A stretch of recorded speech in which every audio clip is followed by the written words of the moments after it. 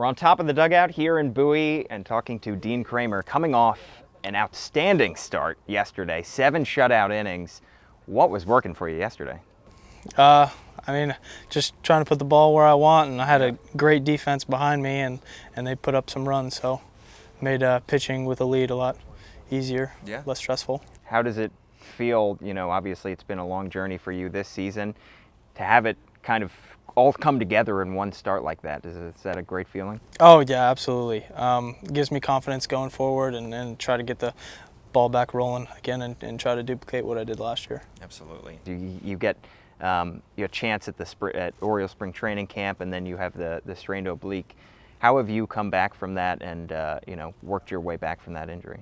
It was a tough break. It happened. I strained my oblique, I think about a week before I reported to spring training. So as I didn't pick up a ball towards the back end, and just watching everybody throw, and it was like a puppy dog, just clawing at the window, just watching everybody all sad. Yeah. But it's a sad image. Yeah. So I didn't get to do very much, and then as spring training got near the end, I got to throw again, and then got to start feeling like myself again. Did you at least get an opportunity, obviously not getting to throw the ball, but getting to be around everybody, the big league camp, and getting to see how big league camp is run under Brandon Hyde and with all those guys?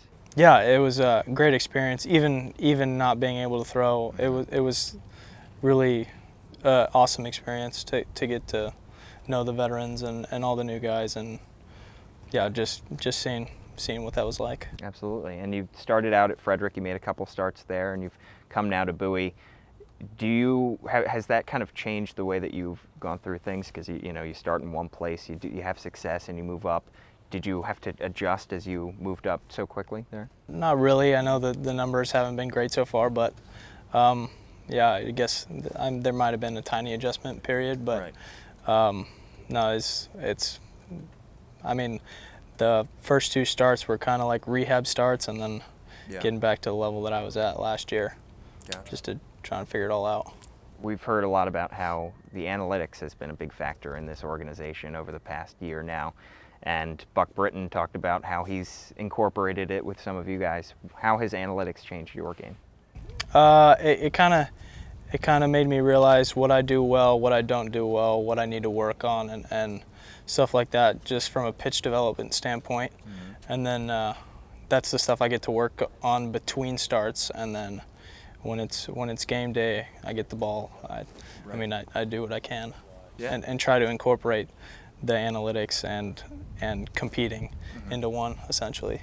So, for an example, after a start like that last night, at what point before your next start, do you look back at that previous start and say, all right, here's what some of the numbers said, here's how I could change things? When does that occur for you? So that happens on a regular 5-day.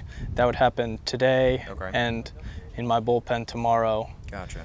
And then the 2 days after that, before the start, it's kind of like it's more working on the mental side rather than working on the physical side, just preparing for the start. Gotcha. And is that something that you talk about with Buck, or is that more of an individual pitching coach? That's more with Kenny Steenstra, the pitching coach. Gotcha. Obviously, I don't want you to give away too much, but what specific stats do you look at? Is it spin rate? What has helped you the most?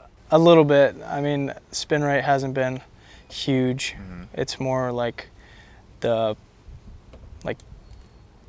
vertical break, horizontal break, and that kind of stuff. Gotcha. To really tell me how the pitch is coming in to the hitter. Gotcha. Well, speaking of Buck Britton in his first year, how have you seen the way that he kind of runs the team and manages that clubhouse? I love it. He's a young guy. He's been out of the game for only a couple of years, so he knows how it is, and it's both combining the old school and new school.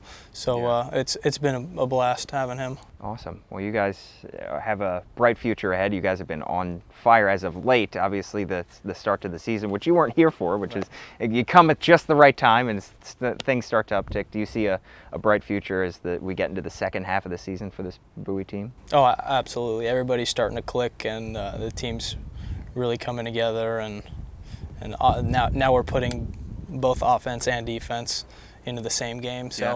it makes it a lot easier to win that way. And being a part of a six-man rotation like they have been going with as of late, have you ever been a part of a six-man rotation? No, this is actually my first time. Really? How is it working out for you? Has anything changed for you?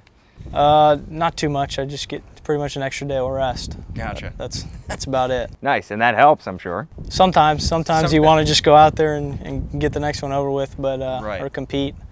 But no, it's been good. I mean, it's been solid 1 through 6 too. Does it Right. help to have Right.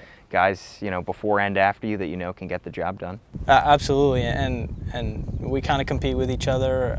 I mean, it sounds bad, but Right. yeah, I mean, you're always trying to one up the guy before or one up anybody. Yeah. But no, it's good, healthy competition. But we look forward to a great second half from you guys, and congrats on your great start last night. Hopefully there are many more to come. Thank you very much. Awesome. Dean Kremer joining us here on MASN All Access.